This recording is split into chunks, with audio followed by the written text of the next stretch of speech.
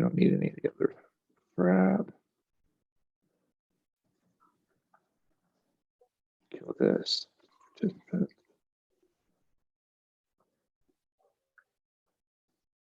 Real good. All right. There we go. Boom. Man, good to catch up with you. Yeah. Yeah. Good to see you. I had you on my to-do list to follow up with you when we got back, and I had a conversation with Raed Elmancy, and I was like, man, I just got to get the dude on and have a conversation with him. So yeah, this is just me being intentional and kicking the can down the street. To be honest, not to say that you're just a chump, but I got tired of listening to Ryan Mickler saying, I'd love to talk to these guys, but I really want to talk to these other guys that even more. And I'm like, I could either get pissed off at that, or I can go, this has value. And now that the IC is sitting at almost, if we've not hit it, we're almost there by 1 or 2 by hitting 1,000. It's time to get the conversation moving. And absolutely. So you can look, hey, things are going to grow, and the noise is going to start. I remember being in the IC or being in the Order of Man when it was, just maybe about 7,000-8,000. And now it's at 80 or 90. Yeah. And you just saw the noise escalate. And I was like, right. Well, as the IC grows, the noise is going to escalate too. So who's going to lead the conversation? And and that's what we're doing right here. So I'm glad to have you on. Until you get 1 million followers on Instagram, you're all mine.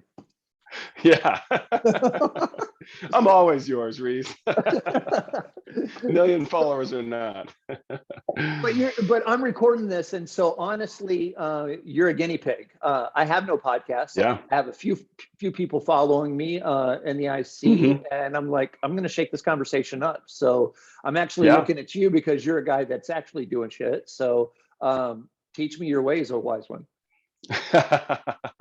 It is interesting kind of stepping out. There's obviously the last month's topic talking about courage is huge, and so much of the last, I'd say 6 to 8 months in particular, but really a couple years for me has been stepping out into things that I'm not particularly comfortable with. I don't exactly know what I'm doing, but just feeling that pull, that call to step out, and a lot of it has been in the steps that I've taken. Just putting myself out there, doors start opening up. So like Cornerstone of America podcast that I'm getting to co-host now, I just kind of put myself out there, started talking to some people. And then next thing you know, he's like, hey man, you want to co-host with me for a while and see what happens? Sure. Why not?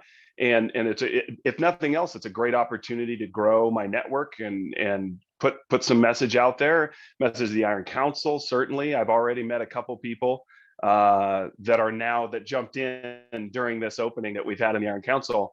And the only reason I met them was because of the podcast and stepping out there, kind of getting a professional Instagram page going and sharing that. And all of a sudden now, there's a couple people coming into the Iron Council. It's crazy. So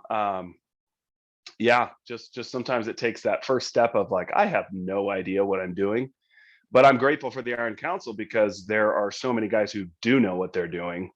And so there's always somebody I can talk to. And certainly Battle Team Romulus has been amazing for me throughout the last 6 months as I've been kind of figuring out what to do with myself. Well, you just set me up to actually steer you down a path to what I wanted to start with. And so let's backtrack just a little bit. Who are you? And and who and where are you leading? Yeah. So my name's David Body. I am married, 3 kids, been married for 15 years as of the end of October. So been an arborist most of my life, but joined the Army National Guard a little later on in life. I was 30 when I enlisted. Okay. And started kind of, yes. Oh, I was the old guy at basic. It was pretty funny. Literally my nickname the first couple of weeks, Red Phase, which is where they're particularly hard on you. I was old man. It was old man, and you come running over like, all right. Every crew had one. There was always a Mm-hmm. token guy. Uh, Mm-hmm. I've met guys later in life that are doing that role, Mm-hmm. and I'm actually envious of them. You know, it's like, yeah, you get razzed on a bit and everything like that, but you've got a huge opportunity. Yeah, I mean, Yes. there's a parable that I always laughed at. They're the two bulls that are standing on top of the hill, the young bull and the old bull. And the Mm-hmm. young bull goes, "Hey, let's run down the hill and jump on one of those heifers." And the old bull says, "Let's walk down and jump on them all." And the guy that's Yeah. wise enough to understand that is like, yeah, that guy's got it figured out. Right. Right. And well, that's the funny thing is when you're older going into basic training, you know it's a game. You know it's a game. You know to play Right, the game. When you're, 18 years old, you've never even been away from home this long. Those guys are freaking out. Everything, they're taking everything personal. And right, so I kind of ended up being a bit of a father figure. I have probably not screamed at people as much as I have right. during basic training. In a lot of leadership roles. And but yeah, so I joined the military at 30. Been in the National Guard now for 3 years, and through the National Guard and my service there, I was able to qualify to go to a program called Operation Restored Warrior, and I can certainly provide a lot more background on that. But that was, I would say, the beginning of some major changes in my life. Um, about a two and a half 3 year process now where literally everything has changed, and it was a matter of months after that that I joined the Iron Council as well. And so really for me, the Iron Council and Operation Restored Warrior have been woven together to be two super crucial things Right. in my life, helping me to obviously Jesus overall, but certainly Operation Restored Warrior and the Iron Council being two incredible tools that have helped me really begin to become the man that I'm supposed to be, I'm created to be, and stepping into my purpose. Good. Uh, how'd you find the IC though? So the IC I found, I listened to Ryan Mickler. I kind of had, I want to say about 5 years ago, I got on a podcast kick. Started, of course, Okay. with Jocko, Tim Kennedy, a bunch of those guys listening. And that also was what really helped stir up a lot of the feelings of joining the military. I'd always wanted to join at a young age, um, and didn't. And it kind of ate at me. And so I started listening to these podcasts, and then because of that, ended up finding Ryan. Started listening to Order of Man, and he was always talking about the Iron Council. And you can speak from a lot of experience with the Facebook page. Everybody's like, "Oh yeah, it'd be great to be in there, but it's kind of expensive," or whatever my excuses were. And yet all the time complaining about, man, I just don't have enough like-minded men. I don't have good men in my life and all this stuff. And it's like finally came to a breaking point where I had really thrown a couple grenades into my life. And so the combination of Operation Restored Warrior, kind of a reset, and then it was like, you know what, I got nothing to lose, $67, like I'm going to spend it on anything else. And so jumped in and literally just blew my mind. Like, you don't know what you're missing until you get in there. I think a Right. lot of guys don't really realize the value of the Iron Council and that level of accountability until they get in, and then they just go, whoa, like I didn't even know this was possible. I didn't even know what this felt like, but I need this. I can't imagine not being in the Iron Council now. Right. That's cool. Um, where do you live? Where do you live now, and how are you leading locally? Yeah, so I am in Montana, That's right. and I just moved over here earlier this year from Washington State. And so one of the things we were really dealing with there was Washington State getting a little crazy and struggling with school districts and stuff like that, just not feeling like it's the best place to raise our kids. So that was another big step where I was working remotely from an organization over there, and so I had the freedom to be able to come over here and continue to work that same job. And it was kind of a leap of faith, like, hey, let's see what we can do. So we bought a house over here, and then started going to the kids started going to schools here, and then I started bumping into some issues here as well. And so I'm in the process of getting involved with school board over here as well. And then, who knows? I mean, one of the big things about Montana is it's the Montana way. There's a way things have been here, and that's why a lot of people are moving here right now. But at the same time, there are a lot of other people coming with ideas to change Montana, and from the locals, what they say is a lot of the locals kind of sit back on their laurels like it's Montana. It's always going to be like this. But the reality is there's a lot of shifting trying to happen in whether it's city council, school boards and stuff. And so started getting involved with some groups here and looking at getting involved in school board, maybe even city council. I don't know. We'll see down the road, but certainly to get involved and make sure that we preserve what makes Montana, Montana. Interesting. Who else lives in, it's Kalispell, right? Yes, Kalispell. Who else lives there? I mean, how big is Kalispell, really? Not very big, I believe. So Kalispell, I want to say is 10,000 people. I think the entire Flathead Valley is, or Flathead County, which is the size of, I believe it is Massachusetts, is maybe 40,000 people or something like that. There's a million people in the state. So it's in the northwest, right above Flathead Lake. So it certainly, Whitefish is about 30 minutes for me. And so Whitefish certainly has a draw, skiing draw. Kalispell, I think it's about 20,000 people that are living in Kalispell right now.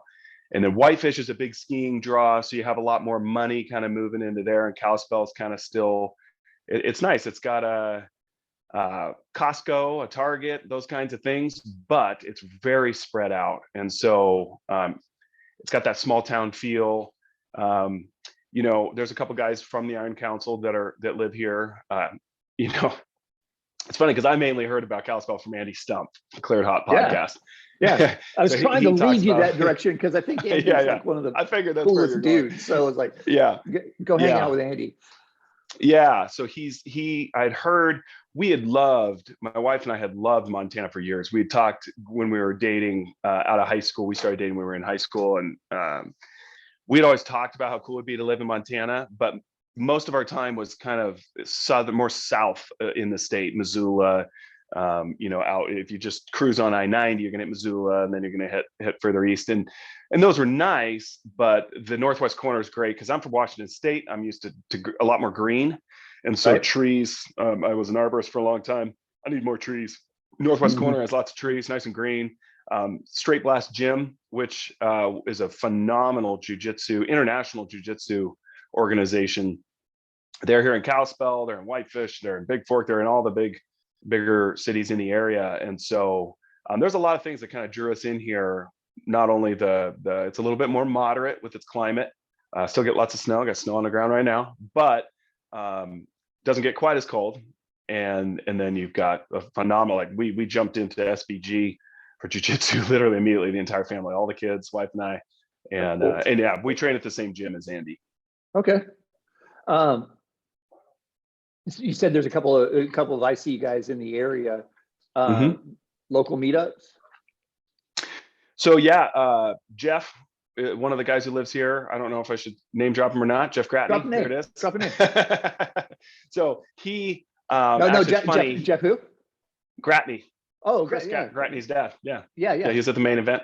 So he actually joined the Iron Council right around the time that I first started thinking about going to Kalispell, and so to Montana. And so he and I started talking a little bit, and so he's in the area. And then there's another guy that's just joined recently, and there's a few others a little further out. Mr. Cheez-Its is way southeast of me, but so yeah, we've been talking about trying to throw together some sort of a meetup. I'd like to start getting something rolling on a regular basis. People in Montana are used to driving a distance to get places, so I think we could put something on here and have a lot of guys show up from outside the area. Plus, we're not too far from Utah if guys wanted to make it up here, and then like Idaho and Washington. Cool. Tell me about your team. My team, Battle Team Romulus, man, what an amazing group of guys. So Cam Barron, he's the Battle Team leader. Dan Delaro, I always say his name wrong. Delaro, he's the XO. So when I first joined the Iron Council, I hopped into Battle Team Oscar. They worked with my schedule really well. Had a fantastic time over there. And then started running into some issues, struggling with the schedule. Had some stuff going on in my life at the time as well, which they were instrumental in kind of carrying me through, but then just became difficult to meet that time schedule. And so it kind of became apparent, like, it's time to move on to a different time schedule. And man, when I checked out Romulus, it was like, oh wow, this is totally different than anything. And I checked out a lot of teams. It probably went through 10 or 12 teams before I picked Romulus. Yeah. And it's been an unbelievable team. Just the level of accountability. I always have somebody checking in on me from not even just my fire team that I'm in for the quarter, but literally anybody in the team checking in on me. We have a polo channel that is just constantly flying with polos, which is awesome. Hard to keep up sometimes, but so just a really driven team. And I think to some degree, I really feel like Battle Team Romulus is setting the standard these days. I mean, we are cruising. I'm how many guys are on the team? 15, full 15 right now. You're full. Okay, full and close. Yeah, we're full, and we're. I know what happens. You have a good team, and suddenly people start breaking off and making new teams with all these new people coming in. So I know it's going to be pretty soon a great opportunity for with the new guys coming on. We've got a 90-day stretch before any of that's going to start to change. So honestly, this is just my 2 cents. I don't see any new teams happening because there's everything's on hold. We're waiting for these guys to get fully baked. Yes. Before anything unloads. Great but time to gel on the nucleus that you have, for sure. Yeah, and I think it's exciting too because we know we have something special in Battle Team Romulus, and so I think the opportunity coming up eventually where we can kind of step out, maybe be a part of some new teams and spread what we have in Battle Team Romulus is that's exciting. That's awesome. And so just to continue to grow our team and challenge. I mean, even now we're looking at 2022, we're making changes to our SOP to make it even more challenging and push us even harder going into 2022. It's awesome. Yeah, it's been a really good experience being on this team, and main event was awesome to be a part of that group. It was. When you said that you were struggling on Oscar just because of the time schedule and conflict, I was mentoring a guy. He goes, hey Reese, really struggling. I'm on this team right now that I've got this work schedule conflict, and I'm not sure what I should do. I was like, quit your job and stay on your team. It's like, well, I don't know if it's really worth it. Like, I still got to eat. And I was like, well, then quit your team, go find a different team. Can I do that? Yeah, you can do that. You get so locked. I was like, those guys aren't going to give you money for staying on the team. So it's not it's an imbalanced transaction. So no, find the right fit, and it's got to work for the time of your schedule. And it's funny because guys struggle with that. Am I allowed to do that? Hell yeah, you're allowed to do it. It's your life. It ain't personal. Yeah, and the reality is sometimes if you've been in the same team for a while, it's just good to get something different, to jump into a different, sometimes battle teams can end up maybe feeling more like an echo chamber. And so maybe if it's feeling like that, it's time to take a peek at another team. And we had the whole shakeup recently, and it's a good shakeup where Ryan said, if you're mentoring teams, and I mentor 5 teams, he goes, if you're mentoring a team, don't sit on that team, go find another team. And I took it personal. I'm like, what the hell? No. And I started realizing, I was like, oh, you're getting comfortable, you're getting complacent. It's like, but then I took a step back and it's like, okay, where's the best team? What's the best time and that I could find? And I found Monday morning at 7:30, and so I jumped to Veritas with Rob Gibson and Rodney Collard. Love Rob. And I was like, well, this is going to be lame because it was a brand new team and it's 2 guys, and I was like, this is going to be dumb. And I wasn't giving it a chance until I had to talk myself off a ledge. And I'm sharing that to go, hey guys, nobody's perfect here. We're all talking through our own ego and our own goofy shit. So like, find the right team and go lead and lead responsibly. And so I just had to insert myself into the conversation, and it was really quick. Before I injected, we picked up guys that were visiting, and now we're hitting about 5, 6, 7 somewhere in there. It's like it's just going to grow fast. Well, the reality. Back it up. When I said that teams aren't going to fill up, I just realized no, we've got 450 guys that aren't on teams. So there's no reason that team building has to stop. Right, Uh, right. And the reality is, like, scheduling should never be an issue in our council. We have yeah, so many teams now. I mean, yeah. even just from 2 years ago when I joined to now, it is incredible. When you look at the schedule on the calendar and look at how many teams there are, how many times there are, Oh, don't like talk to me that. about the schedule. I manage that calendar and it's Yeah, retarded. it's crazy. There are so many people in the Iron Council now. There's so many different teams. Really, there's no reason for a guy to quit due to scheduling. And Right. I've been a part of teams that have had guys quit, like, oh, I just, it's not working for my schedule anymore. And it's like, really? Like, there's so many teams that you can choose from now. And yeah, we've got a ton of guys in the Iron Council that are on teams, which really, like, yeah, there's some value you're going to get, but ultimately that's where the value is when you're in a battle team, you're getting the accountability, you're getting the challenging. Somebody's got to hold your feet to the fire. And Yeah. so I think it's going to be really good to kind of put a little more pressure on those guys to get into teams and start really getting their full money's worth out of the Iron Council. Well, speaking of holding people's feet to the fire, Operation Restored Warrior. Yeah. How is that not just sitting around and rubbing each other's back and singing Kumbaya? That is what it is. No, so Operation Restore War is an amazing program. That was So a soft lob for you, by the yeah, way. yeah. It's an amazing program. So it started about 13 years ago. Most guys that are familiar with Ryan Mickler, Order of Man, Iron Council, they've heard of the book Wild at Heart. John Yep. Eldridge, kind of born out of that to some degree. Paul Lavelle, the founder, he used to work for John Eldridge for Wild Okay. at Heart Ministries, and back then it was Ransomed Heart Ministries, and would go to these boot camps and constantly bump into veterans. He was a 30-year Air Force guy. And so he would just find himself always talking to veterans.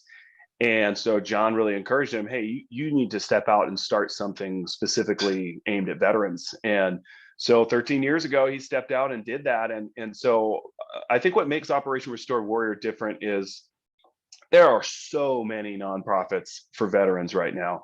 And most of them are, hey, let's go ride a horse, let's go fishing, let's go shooting, let's do these things. And there's value in that. A lot of guys are missing the camaraderie and things like that. Some guys with serious physical issues, it's really cool if they have the opportunity, in spite of their physical issues, to go do those kinds of activities. But the reality is they're going to go home and still be facing the same internal struggles that they're facing. And what a lot of these guys are finding is it's not that they don't know that they need help. It's not that they don't know they need to, whether it's alcohol, addiction to medications is really common, depression. It's not that they don't know that they need to deal with that. It's that, like, the starting point. Where do you start? It's all this internal stuff that first has to be worked through. And so Operation Restored Warrior, it's called that because the goal of Operation Restored Warrior is to restore each guy who come through, to restore their heart. Your heart takes a beating throughout your life. And the reality is, Yep. most men that show up there, I mean, we get guys with 10 combat deployments, we get guys with 0 combat deployments. It's not really the combat that has created the issues. It's things long before then, and the combat, the different experiences they had in the military have only accentuated that. And so there's a common theme amongst, I'm a guardsman. I don't have combat experience. I don't really consider myself a veteran. I am in the armed services, but so even I can go in there and be on the same playing field with all of these guys, because the reality is we all have been literally assaulted since we were young. And so we go through a 5-day process where we bring guys in and just begin to start with, who they should be as a man, who God created them to be as a man, and what happened, what happened, why are we where we are now, and then kind of go through a process of some very deep healing, and then just kind of send them back out with a lot of tools and a lot of identity, going back out to where they can engage. And I think the biggest thing you see is, first of all, guys come in that are, I mean, they just had a gun in their mouth days before, and this is their last hope. And they come in and they're dark and they're just kind of, closed off. By the time they leave, you can't shut them up. They're full of joy. They're happy. They're literally like, like face and eyes color changes in some of these guys. Just amazing how Jesus always shows up. He heals these guys, and you don't even have to have a church background. Half of the guys that come through here have never stepped in a church in their life, and yet they go through this program, and it rocks their world. And then from that place, not only do they have a fresh sense of camaraderie with the guys they attended with, but then also they're coming from a whole different place. They're feeling again. They're able to engage their heart. And now things like, maybe it is a recovery process for alcohol or marriage counseling to recover their marriage, those kinds of things, they now can come from a totally different perspective and engage that. And so it's just powerful. It's very intimate. It's typically six attendees and six facilitators. So it's a very small, tight-knit environment. It's very safe. We have a chef. The food's amazing. They only pay for flights there and back, and we can typically help guys if that's an issue as well. And so it's not like it's this huge expensive endeavor or anything like this. They just go on the website, they apply, and they're able to, kind of depending on where they're at, we prioritize those that are really, really struggling. And you don't have to be struggling. That's the thing. And now we're starting to open up more to law enforcement and first responders as well. And so and honestly, in my experience as a facilitator, law enforcement, the amount of stuff that they're experiencing and witnessing on a regular basis, whether it's just death, trauma, it's incredible. And so what often I've seen is you get a guy who's a Marine for 8 years, and then he's been in law enforcement for 15, 20 years. Holy smokes. Just sounds like a bomb. Just incredible. Yeah, exactly.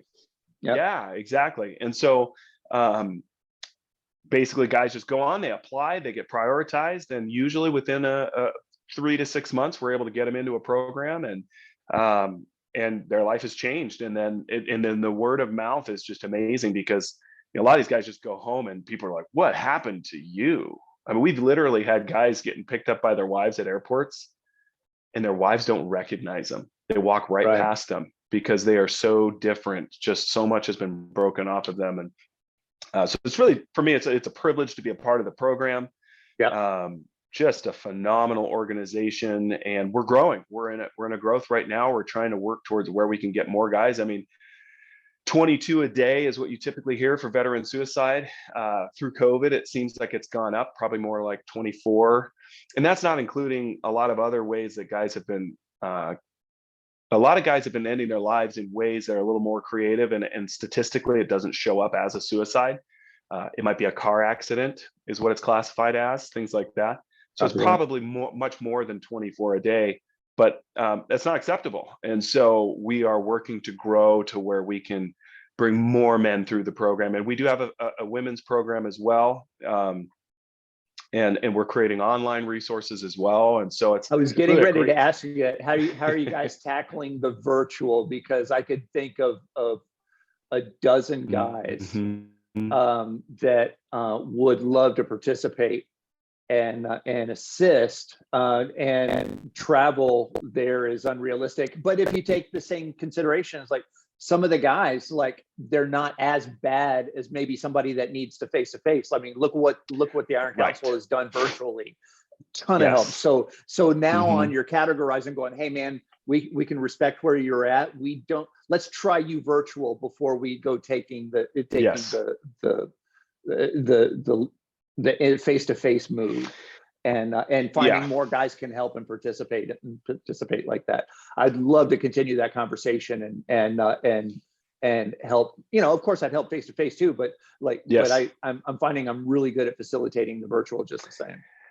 Yes, and I think COVID has really opened people's eyes up a lot to the reality that you can do a lot virtually that maybe people didn't realize before. They're a lot more comfortable with hopping on Zoom and doing things like that. And so there's kind of two angles we're looking at. One is bigger groups, which might be less effective for some of the really high priority struggling guys, but very effective still for maybe a little bit lower priority. And so kind of like you're saying, kind of being able to figure out, okay, like this guy, he's going to need a little bit more one-on-one need somebody attention to talk to. Let's put him over here and this. It's triage. You're triaging here at that point, that is as opposed to a help desk. Yeah, and we've already recorded a full program for online consumption. We are working with Mike Lindell and the Lindell Recovery Network to actually, our program is going to be the backbone of his recovery network, which is going to be anything from depression and suicidal stuff to drug addiction, sex addiction, alcohol addiction. And so we've created that. We've recently finished recording our female program as well. And so it's just a matter of getting all those things live, getting them up and running. And the best way to keep track of that is to follow us on social media. Go to our website, you can get on a mailing list and just kind of keep track of things there. But the goal is to make it as available as possible for people, because you're right. Some people, the travel piece is, we had one guy who was a Vietnam vet, I believe. And one of our locations, we do our drop zones, is in Colorado, a beautiful ranch outside of Eagle that's like 9,000 feet elevation. And we didn't realize it, but the guy was missing a lung. He had one lung. And so now that's a question we ask in our screening process. Hey, do you have both all your lungs? parts? We haven't thought about that, And so for some guys, it's not realistic because of health issues, health struggles, to travel at all, or at least travel to some of our locations. And so sometimes it does end up working out that the virtual piece is huge. And we're working to create a lot more follow-on as well, discipleship, ongoing growth. But the reality is, when 6 men get together, go through a program, and it's kind of like guys who've been through combat together, guys who do hard things together, that bonds them. So typically our groups that come through are very tight after they leave. And so a lot of times you'll see them, continuing to have Zoom calls regularly and stuff. And again, like the Iron Council, that's huge. And for a lot of veterans, they haven't been around veterans in years. And so that's some of the first things they'll say, within the first day or two. Man, I forgot how cool it is to just be around a bunch of military guys. Language comes back. Yes. Before it's like, it came back as like, okay, Roger that. It's like, ooh, flashback, Yeah. I cuss better, Cussing goes to a whole nother level. A whole nother level. Yes. My wife is like, wow, your language changed. I was like, yeah, I know. It's weird. Okay, so yeah, but it's cool. Because there's comfort and shared suffering. Yes. And as far as the IC goes, I trust you because I know you sat alone in a dark place and you wrote a vision statement down for yourself, and you continue to work at it every day. There's a common bond right there. Yes. That it goes, okay, I could trust this guy because he's done something for himself at that point. So yeah, that's cool. And I really encourage people too, if you are a veteran, if you are law enforcement, if you are a first responder, and you're like, man, this sounds like a great program, whether you'd be interested in financially supporting or, just encouraging other people to go. We always say, whether you feel like you're struggling or not, apply and come through a program, because if nothing else, you have literal experience of the program. And I tell you, like, it doesn't matter where you're coming from. We've had pastors, we've had, chaplains who, by all means, you would say they're doing great, come through, and it still is massively impactful. And then they are better able to share with other guys that they know that are struggling, because all of us have somebody in our life, whether they're military, veteran, law enforcement, first responder, we all know people who are struggling. And so why not go check it out, get through the program, go, wow, this is amazing, it's life-changing. And so now I can better invite other people to go. It's a great resource to be able to offer to others. Lead, follow, or just get the hell out of the way. Yep. Exactly. Yeah. So it's Cool. It's real privilege to be a part of it. Good. Let's wrap it up there, man. We're going to take all your contact info and we'll get it out to the guys. And I'm going to continue talking about it because I'm intrigued and I want to figure out how to lead better in the same way and help the same way. Yeah, absolutely. So cool. You can find me on Instagram at david.m.body, and then Facebook as well, David Body. You can find my page there. And then I'm working on a website as we speak. And then for Operation Restored Warrior, literally just search at Restored Warrior for Instagram and Operation Restored Warrior on Facebook. And then the website is operationrestoredwarrior.org. And so you can follow us on all of those platforms, and we're constantly putting info out that way. And if you go to the website, you find a lot of testimonial videos. You'll find information about the team, and usually you can get involved in a mailing list and kind of get info there. And then that's also where, whether you want to support or whether you want to apply, there's the homepage. Literally, it's, are you wanting to support? Are you a veteran and you want to go? Like, you click on either of those, and so it's real straightforward, and yeah, great thing to really follow. Cool. Looking forward to it. I'm going to sign up and get active with you. Yeah, absolutely. Got to do it, man. Cool. Well, David, thanks, man. This is perfect. Look forward to sharing it with the guys, and continue on. When are you going to step up and take an XO spot and a team lead yourself? So the conversation has been buzzing around. I have a feeling Good. it might not be too long. I don't think you're far off the mark at all. I think you're just waiting for a spot. Yeah. I'd definitely be interested. Cool. David, appreciate you, man. I'm going to hit stop, and we'll continue on, man. Good talking with you. Sounds good. Appreciate you. Thank you. Thanks, man.